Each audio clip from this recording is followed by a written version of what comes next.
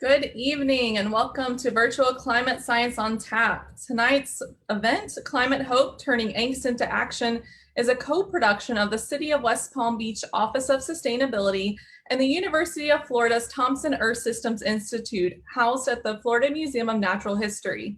We've joined forces with Dr. Jen Jones of the Center for Environmental and Sustainability Education at Florida Gulf Coast University.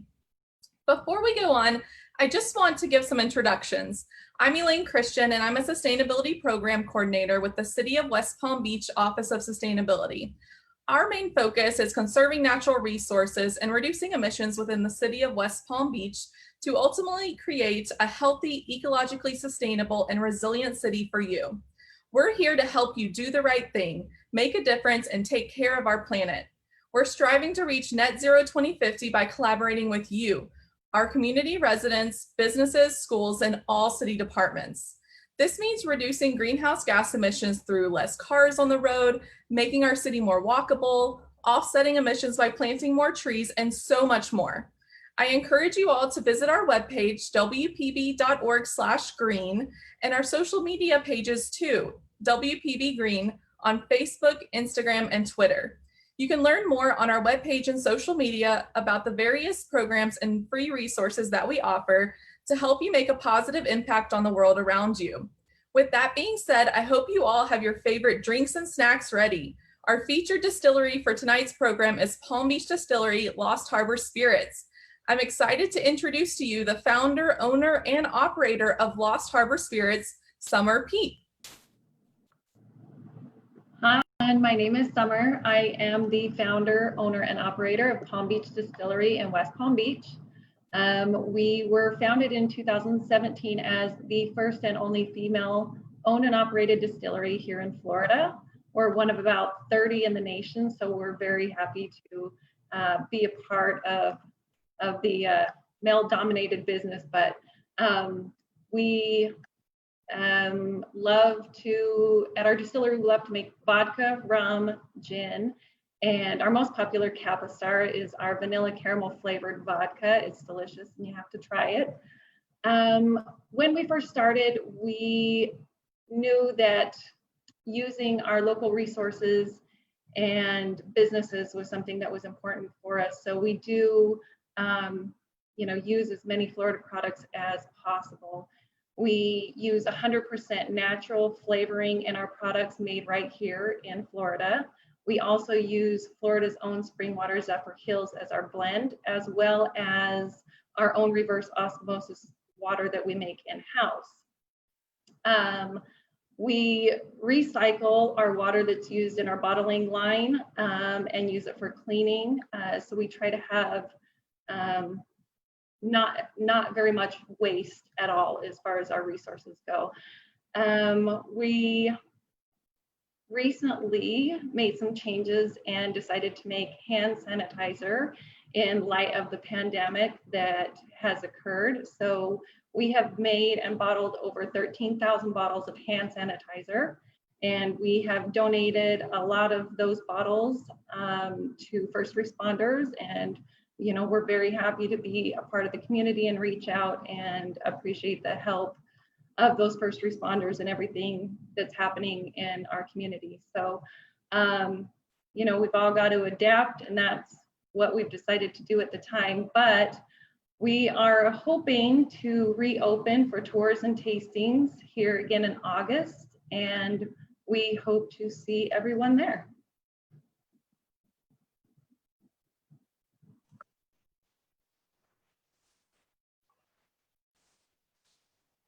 Thanks, Summer. My name is Stephanie Killingsworth, and I'm one of the K-12 Education Outreach Coordinators at the Thompson Earth Systems Institute, or TESI, which is housed again at the Florida Museum of Natural History, located at the University of Florida in Gainesville. Our mission is to advance communication and education of both Earth systems science in a way that inspires Floridians to be effective stewards of our planet. What are Earth systems, you ask? This is the interaction between air, land, water, and life on Earth and how humans influence them. We do this through three main program areas. Our Scientists in Every Florida School program aims to build long-term relationships between teachers and scientists in order to inspire the next generation of environmental stewards. Our team of trained communicators and educators also put on public programs like this event and produce digital content to help people engage with science in a meaningful way. And lastly, we help both scientists and journalists hone their communication skills through our science communication professional development programs. Our vision is to lead the way to a healthier planet by cultivating a responsible and curious society that values, trusts, and has access to science. We want to encourage you to sign up for the Earth to Florida newsletter, a monthly bulletin that curates the state's environmental news and explains what's going on, why it matters, and what you can do about it. If this sounds like something that would pique your interest, you can find this link to subscribe at the top of the chat box this evening. And if you'd like to learn some fun facts about Florida's natural history, plants, and animals, please be sure to visit our Instagram account at Know Your Florida to impress your friends with your Florida knowledge. And finally, we'd love for you to continue to keep in touch with us and our friends at the Florida Museum by following us on social media at UF Earth Systems on both Facebook and Twitter. We are so excited to be partnering with the City of West Palm Beach's Office of Sustainability for this Climate Science on Tap series, and we are equally excited to present to you tonight our dynamic speaker. Dr. Jennifer Jones is an Associate Professor of Environmental Studies and the Director of the Center for Environmental and Sustainability Education at Florida Gulf Coast University. Her research and teaching interests focus on the relationships between people and nature, including political ecology, biodiversity conservation, global food sustainability, and environmental governance. But before we turn things over to Dr. Jones, we want to just go over a few housekeeping items with you this evening. You can reference these again at the top of the chat box. I know that Elaine already mentioned you want to have your snacks and your beverages nearby. We hope you do so you can sit back and enjoy tonight. We also ask that you type any questions that you might have for Dr. Jones in the chat box, and Brian, my colleague, will be sure to get to those in just a little bit. If you are having trouble seeing the full presentation, you can move the Zoom presenters box over out of your way by just clicking and dragging that with your mouse. Make sure you pay close attention this evening. We will have a live Kahoot trivia game with a chance to win some big prizes. So stay tuned for that. If you'd like to play, you want to make sure you have a phone handy to do so. If you are part of our Facebook audience this evening on Facebook Live, we have linked in the chat box there, the Zoom registration link. You're going to want to go ahead and hop on Zoom with us tonight. And finally, we encourage you to take some time at the end of tonight's Climate Science on Tap to fill out a quick survey about your experience.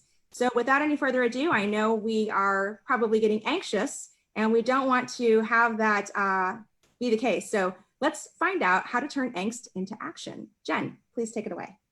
Thank you, Stephanie. Thanks. Gosh, to all of our hosts and sponsors tonight.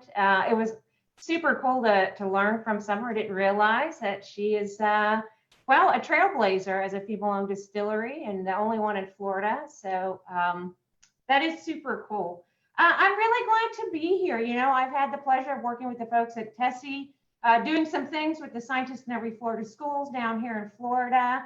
Glad to be connecting to some of y'all probably out in West Palm Beach. I've got family there, so shout out to friends and family at Black Bart's and to everybody else around the state. Let's just get started and dive right in. So I want to be really clear what we're going to do tonight, so we understand what our pathway is and what our goals are and our lesson objectives for tonight. So I want to talk a little bit about the importance of envisioning the future we want, what we want for ourselves, our families, and Florida.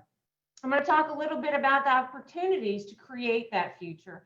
So when I mention opportunities, that should signify that there are some hurdles and some challenges. And tonight, of course, we'll be talking about climate change is one of those challenges, but that means there are opportunities to do better. I want to talk a little bit about hope, and hope not just as an emotion, but hope as a true tool that we can harness and really move from angst to action and get things done and make our communities, our planet safer, happier, and healthier for all of us. And then I'm going to finish with some ideas about you. Everybody took the time to tune in tonight, whether you're on Zoom, watching on Facebook Live, scattered around the state. Good for you. You know, this is already a great step, making community, taking a chance to learn from others, to engage from others. So tonight I want to give you especially a focus on ideas for civic engagement. So the future we want. Of course, we all live in different places, we all have different lives, but there are some common values that we share. And so when we think about tackling climate change, when we think about goal setting for the future, we always want to make sure we ground ourselves in values. We want to try and focus on those shared values so that we can work together. I would argue that most of us have a shared value that we want good personal and public health. We want ourselves and our family, especially in the trying time right now, to be safe and happy and healthy. And we've come to recognize the importance of public health, that we're looking out for each other because we should and because it's also good for us. We have a shared value, certainly, of economic prosperity, and hopefully it's a value that we want it for all. And so there I'm talking about the recognition that the future that we strive for is one of equality and one of equity. Florida's nature is something I think, it is certainly something I value, and I know probably most of y'all do as well. I grew up in Melbourne, Florida. I did my undergrad in Gainesville. I left the state and the country for 20-something years, and I'm now back in Fort Myers, and a big part of it is that Florida nature. It's really, really special, and that's a value that we all have. And, that nature for many of us is also part of that Florida lifestyle. And I dare say that is one of the main reasons we have so many people moving to Florida every day. And that is a common value. We want to continue to have our beaches. This is a photograph from Sanibel here on the Gulf of Mexico near Fort Myers, where I live. So those are some of the grounding values. But, we got to protect the people. We got to protect our places from being harmed. And so tonight we are going to dabble just a little bit in climate change. I'm not going to spend a lot of time getting into the science of it, but one quick metaphor that I think is really helpful is we talk about climate change as this heat trapping blanket. So what that means is essentially, we have the earth and we have the energy coming from the sun. And typically, some of that stays and is trapped in the atmosphere. Much of it would leave back out into space, and that would regulate the planet's climate. However, what we see with an increase in carbon dioxide is that it is forming a blanket, and it is trapping in more heat than ever before. And it is that blanket that is warming the earth. And I'll talk a little bit and what some of the immediate impacts are. But I want to be clear, when we talk about carbon dioxide, this diagram here in the middle, what we see is, I want to distinguish between what we call regular CO2 and rampant CO2. CO2 is indeed, part of Earth's natural systems. And so what we're concerned about, though, is that bottom half of the circle, what we call rampant carbon dioxide. And these are the human-caused activities that we see through our developed lifestyle. Our cars and our planes and our houses and our cement and our food. That is the rampant CO2 that we're putting into the atmosphere that is ultimately warming the climate. So if you're not an expert on climate change science, and I am not an expert on the science of it, I think it's just useful to think about that blanket. It's warming the earth, and that is causing some destabilization of the climate and impacting us. So another useful tool to think about is, I see that somebody has raised their hand. I'm not going to be taking questions during the presentation, but make sure you share them in the chat box. I think Brian's monitoring, and we'll take some at the end. So wanted to just briefly mention that, climate affects the long-term patterns that we rely on. So sometimes people get a little confused what we mean about the difference between weather and climate. So I love this graphic. Again, it's a great metaphor. It's an easy to remember tool. We distinguish between weather and climate when you think about your closet at home and the clothes that are in it, right? Weather is sort of, when you go to the closet, it's going to determine what you're going to wear that day. Hey, is it going to rain today? Is it going to be hot today? Weather is those daily patterns. Climate, on the other hand, are much longer cycles. And so it's the climate that you might live in that determines what's in your wardrobe overall. And so you have cool weather clothes, hot weather clothes, seasonal clothes. So it's those long-term trends that where we see the climate disturbance. Of course, the impacts can play out on a daily basis in terms of our weather. but you just need to remember what the difference is. And here's a great little, another great little way to think about it is they say that climate is what you expect, weather is what you get. So if most of us have been living in our towns for some time, years, we kind of know what any yearly cycle pattern should look like. It's what we expect. But when we go out of our house that day, the weather for that day is what we actually get. I'm not going to go over all the impacts of climate change in Florida. I thought I'd just touch on a few quick ones.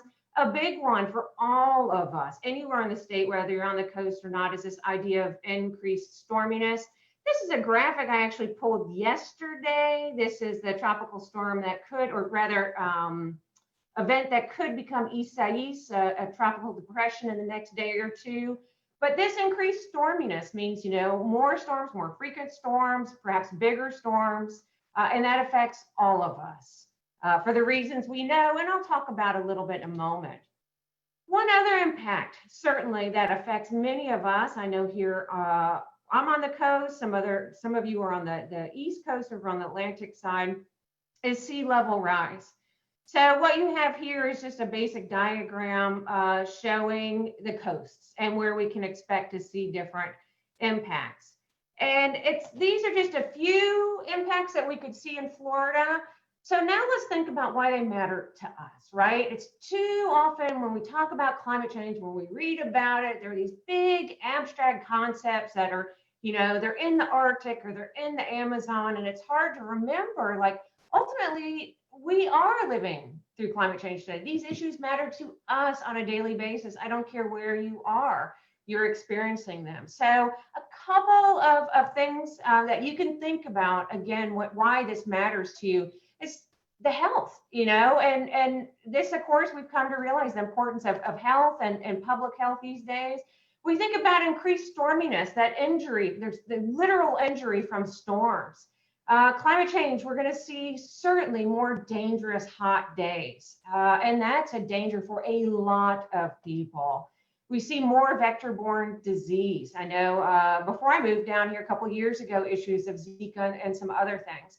Those issues, those impacts can get worse.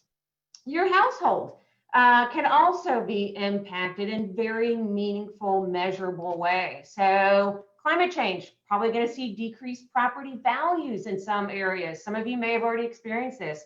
If you find out you're now living in a flood zone, maybe you're having what we call sunny day flooding. You're having floods on a sunny day because of sea level rises bringing water in.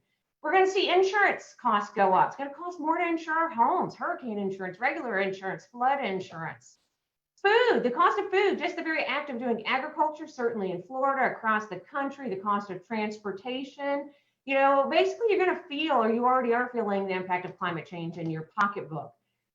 We're also just going to have regional impacts that ultimately make their way to our household. We see the impacts on infrastructure and transportation. The bottom left, that's a dam. We're going to see impacts in the physical damage that can be done to our water supplies from storms. The physical damages you see in that picture from blue-green algae, the impact on tourism, the impact on agriculture. As we know, when one part of our state has been hit with COVID or an outbreak recently, it spins and it moves.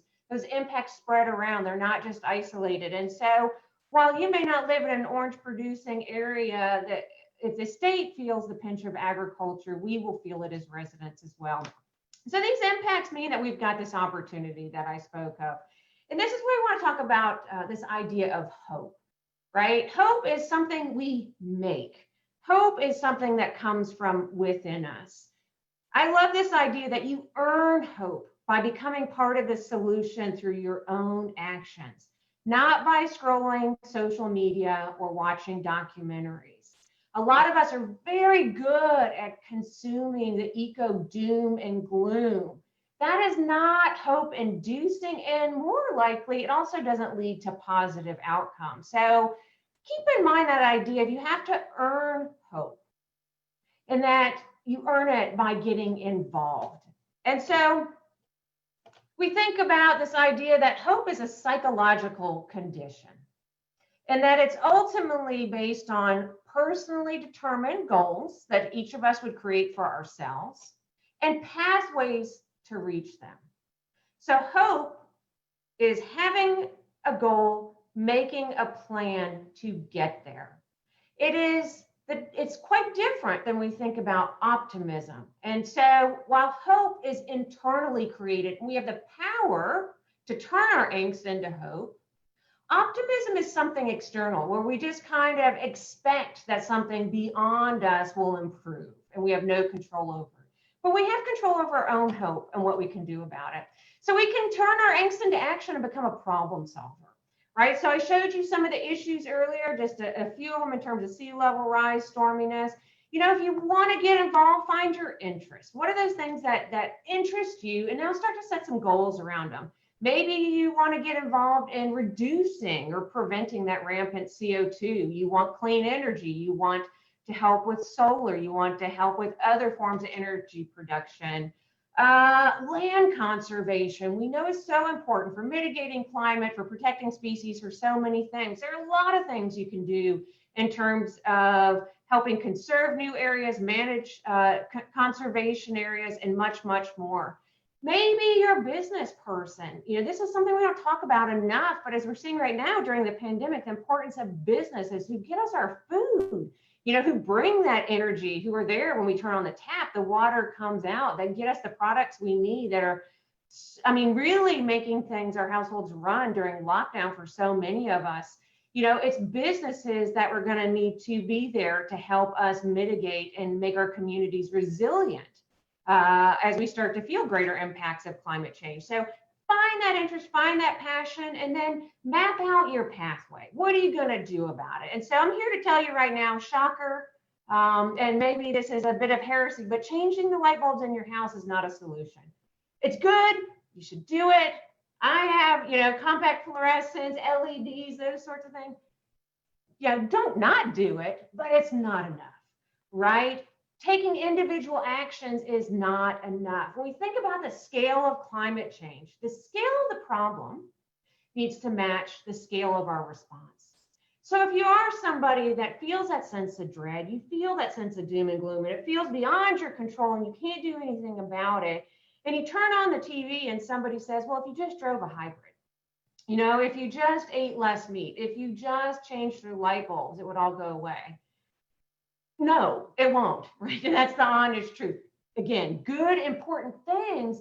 The solutions are about how do we all get the good light bulbs? How do we all eat less beef? You know, how do we all have better transportation systems, right? So that now the scale of those sorts of solutions become much wider and they become at the scale of the problem of climate change. So again, a little bit of heresy there, but so we think about that scale matching the scale of our response matching the scale of the problem. This is where that individual action is good, but it's not enough.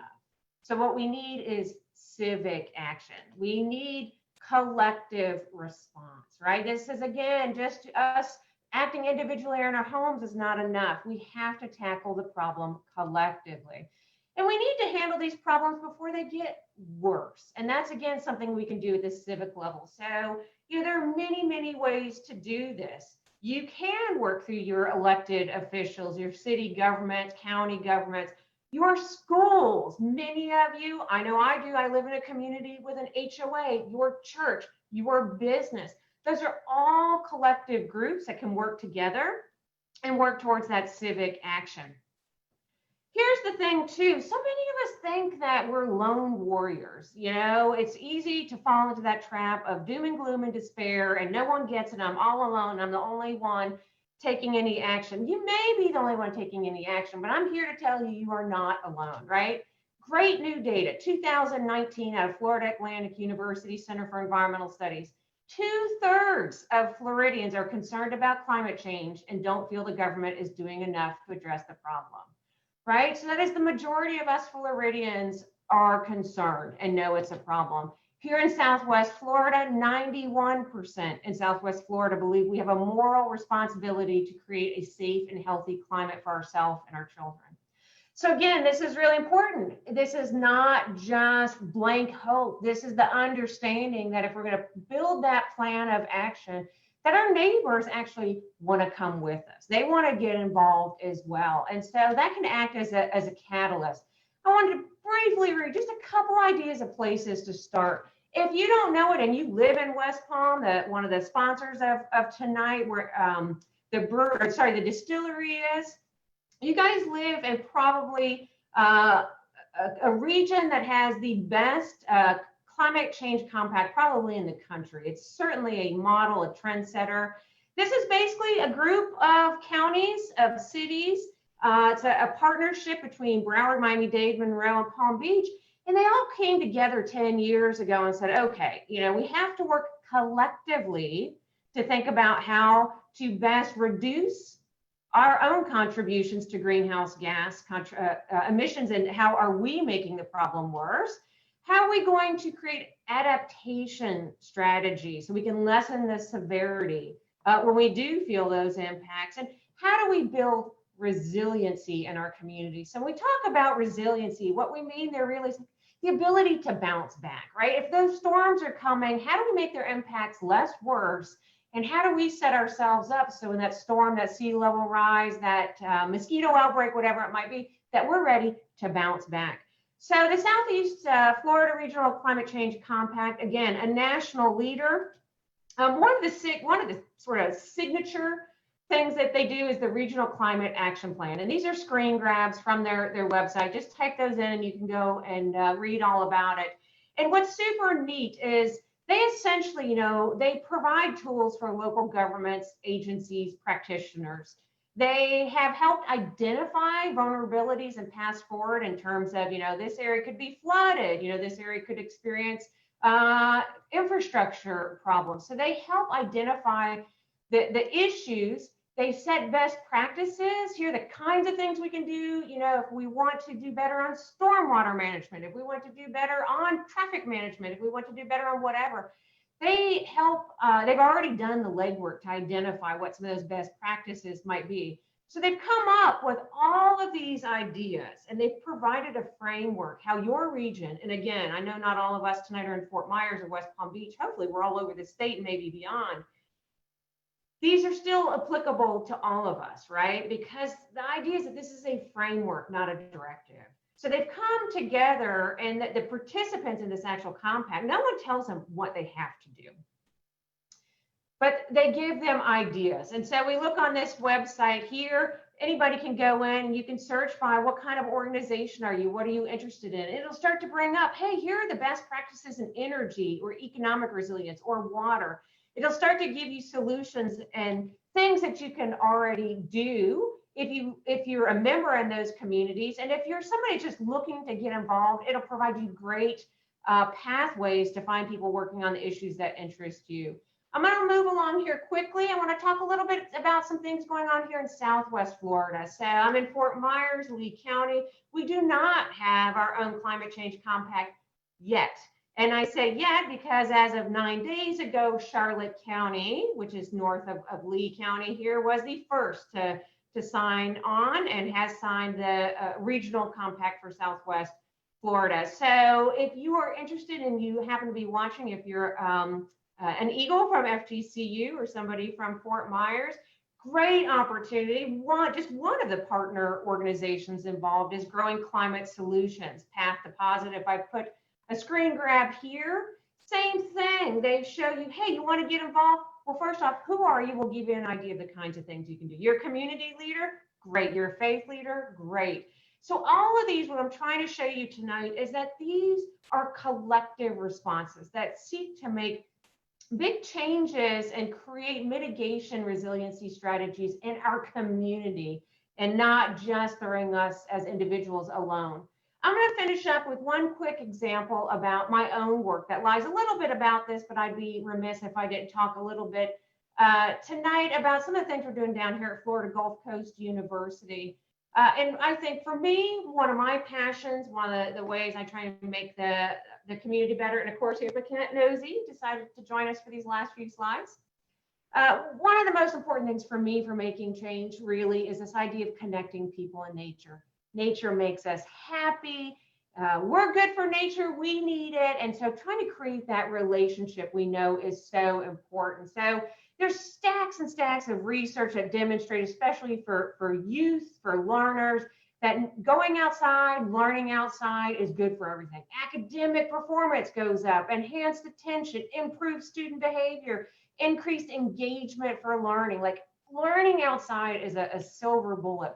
We also know that being outside is great for, again, that personal health. So much so that this graphic you see is a park prescription. There are actual movements around the country, legit GPs covered with your insurance and everything, where the doctor's giving you a prescription, because we know that even just 10 minutes outside can see blood pressure reduced, stress go down, anxiety go down. You don't even have to necessarily be doing mountain climbing to get the benefits of nature.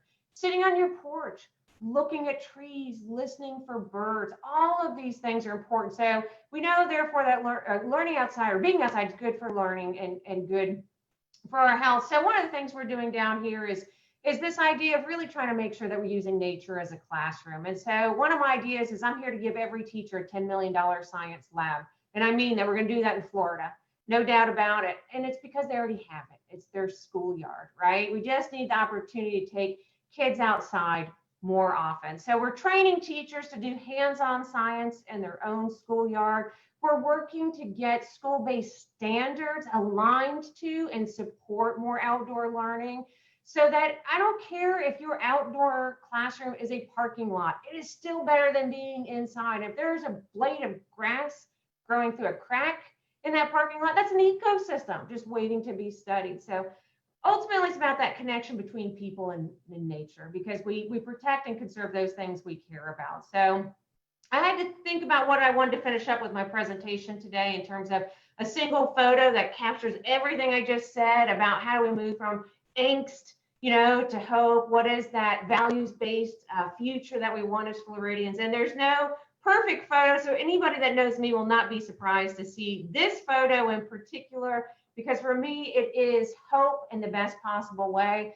This is a photograph, if you can't tell, of two Florida Panthers, and it was taken by a camera that I put up with some friends that manage the Panther Posse program here at FGCU that takes kids outside and gets a lot of fifth graders in the region to learn about wildlife issues here and takes them outside. And I had seen a panther on FGCU's campus one day, and people were doubtful at first, and I went and I found tracks and I cast those tracks and got so excited that we put up these cameras, and what an amazing thing. These are two panthers walking on the campus of Florida Gulf Coast University in Fort Myers, Florida. So I think about that future. We can do it, right? We can still do good things. There's still lots to be done. Making a plan to get there. My plan this week, I actually had several phone calls about how we want to do better wildlife conservation on campus. What do we need to do to get there? I'm busy roping in students and more people. But those are just an example of how we can move from that angst to action. I encourage all of you to think about your personal goals, develop pathways to reach those goals. That is what gives you hope, right? That is what makes the change. That is what will keep getting you up. And ultimately, that we can protect our communities. And it's a lot about problem solving and innovating. And those are exciting things, right? And lastly, again, collective action, working together, working with our communities. You are not alone. And the scale of the problem requires that we work together to solve it. So with that, I am done. I'm going to stop sharing my screen now. And we've got Brian coming on. I could not see the chat when I was talking, so Brian, I'm going to leave it to you to throw some hard questions my way. That sounds great, Jen. Thank you so much for taking the time to share your expertise with us today. I think the numbers that you were talking about, Floridians' opinions on climate change, were really fascinating. And just to pivot over, if you have any questions for Dr. Jones, please write them in the chat box or in the comments on Facebook. We're going to jump right into our questions, and we're starting to get a lot of them, so I'm really excited to take this opportunity to speak to you. Our first question comes from Jenny, who asks, how do you reinforce the idea of hope when you are speaking to people who are passionate about climate change, but feel like we're making progress too slowly to make a real difference? Yeah, that's a tough one, right? And increasingly we live in a society, we want that immediate feedback, that immediate gratification. So I would say, especially if you're working with youth or, if you're a business owner, you manage teams of people, you know that it's important for your team to have an early success, right? And so I would encourage you to do that with kids, with students, that when you're setting those goals, when you're putting that action into place, if you aim for, you're going to change some macro legislation, that's going to take years, right? But so start small, start with something that's achievable. And also understand, I work in the field of education where a lot of times I don't get feedback to know that everything I'm doing is working. Tonight, I'll never hear from most of you. So there's also just some sort of self-fulfillment that I need to recognize that I know I'm making an impact tonight. And it helps to hear from Brian, from other folks, my colleagues may tell me. And so just reiterate to your students, your kids, your families, that if they're doing the right thing, it matters. Our next question is going to come from Bruce, who asks, what are indicators of success for the Climate Change Compact? Boy, that's a great question. I don't know. I have good answers for that. I know we've got Elaine who actually works in the sustainability office at West Palm. I don't know if she's willing to come on and talk tonight and share with any of her experiences there. But, I think one thing I can say is to understand again that the compact is really, it's a framework and a set of tools. So the compact and there's no compact person who's going to basically say this is exactly what success looks like. It's going to be up to those communities who have just set their own goals for whether or not they're achieving them. For some of them, it's probably, have they indeed managed a new stormwater system? As I mentioned, that's really important. Have they, I read on the website, that they were, one of the communities is putting it into action, a social equity plan. And so one of the benchmark standards they were trying to use is how many organizations and community members did they reach out to? Did they engage? So every project, every tool is going to be set by the people managing it. And they have to determine their own success. I definitely agree, Dr. Jones. I agree completely. Every city is different and we all have our different goals and ways to measure success. We all have our different needs. So it's just a process. All right, thank you. Our next Thanks, question. Elaine.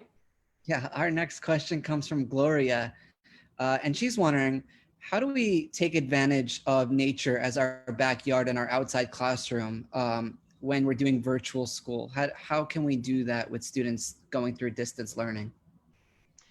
Oh, right. Okay. So there are a lot of tools that already exist. The first shameless promotion is if you go to the website for my center, Center for Environmental and Sustainability Education at FGCU, we actually worked with you folks, Scientists in Every Florida Schoolyard, and many others to create a list of virtual field trips that anybody across the state and across the country can engage in.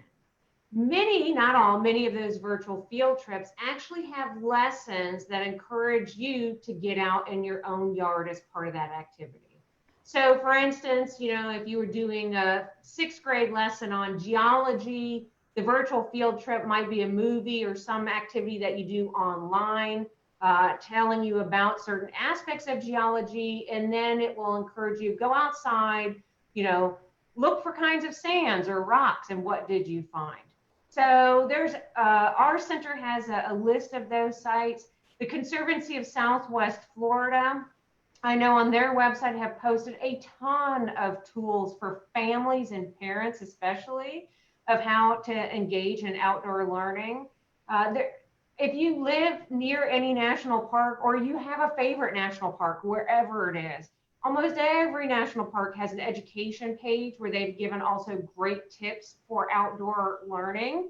Lastly, let me give a plug for our statewide body, which is LEAF, the League of Environmental Educators of Florida. Shout out to any LEAF folks tonight that are there. That's the statewide body, the professional body that has dozens, actually probably hundreds of members. There's a list of members on their website. Any one of those members might be a nature center in your backyard and your community.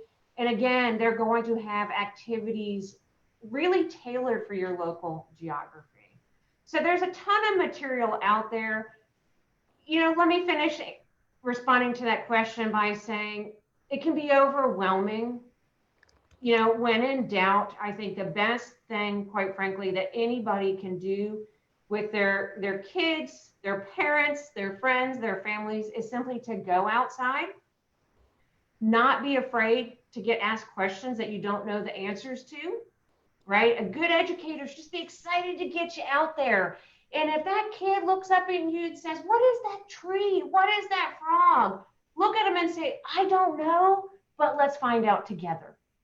That is the best thing that you can do, is become a co-learner with your kid. And I don't care if it's turning over a rock or, you're starting your own bird list in your neighborhood, but just go outside. Yeah, I love that. Our next question comes from Elise, who asks, are there best practices for avoiding doom and gloom when communicating climate change to others? Yes, there are. I don't know all of them.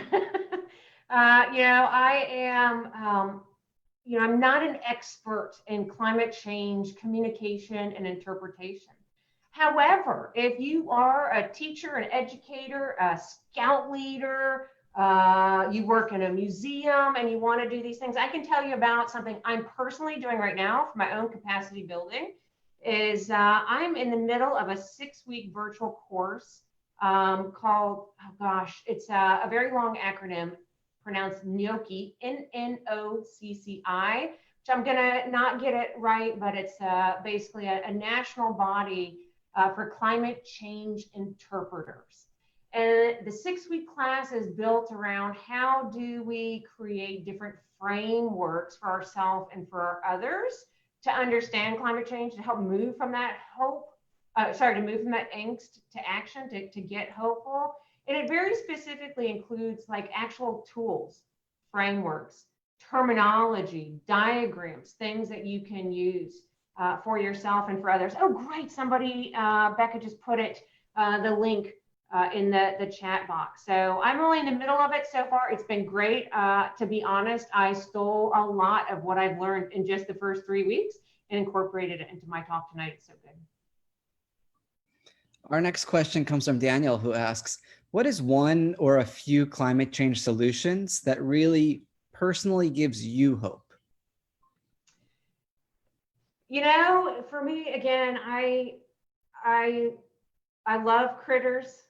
I'm a conservation person. So, my formal expertise is in nature conservation, especially the social aspects of nature conservation. So I've spent a great deal of my career living and working in national parks around the country and around the world. Before I came to FGCU, I was most recently a nonprofit CEO at a place called Great Smoky Mountains Institute at Tremont Education Center, located inside the national park.